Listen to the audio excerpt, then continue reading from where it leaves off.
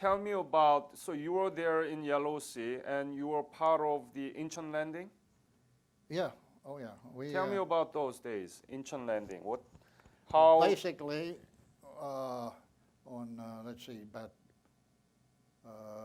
13, well, in July we got there, gunfire support back and forth, and then they decided to have a landing at Incheon. So on the 13th of September, we went up to Incheon and we bombarded all along the coast for 2 days. Was it September 13th? Yeah.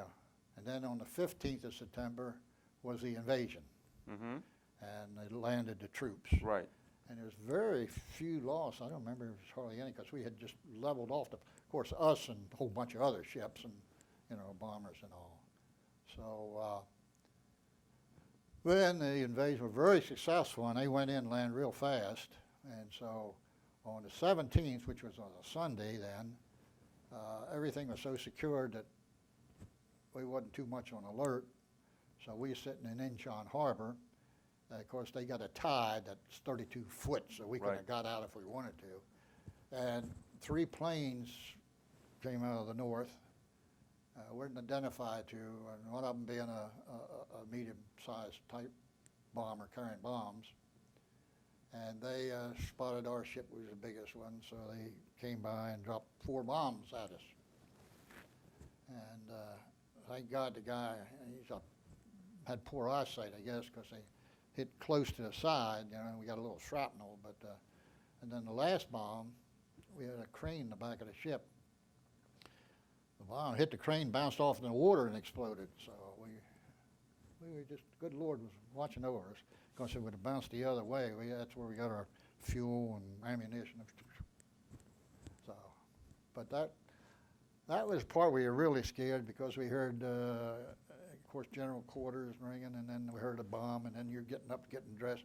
You're just shaking like mad, wondering, good Lord, what's happened, because the ship was rolling. And so that was the time we were really, could say, scared. The other time we were apprehensive, and say, come on, we're ready or something. But what were you thinking? What were you thinking when you saw this, so many refugees and so much miserable?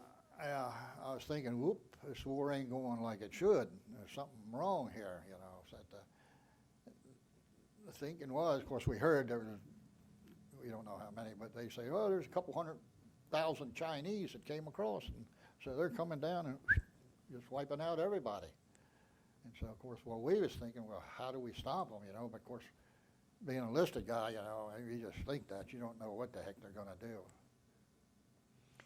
But, you're kind of scared, mainly for the people in the country, Of course, I was sitting out there, but you're just trying to visualize, 100,000 troops, just wiping them away. Of course, we heard the rumors that naturally, our troops in South Korea didn't have any modern day weapons, and that Chinese had tanks and everything else. So. Let us talk about the life inside of the heavy cruiser.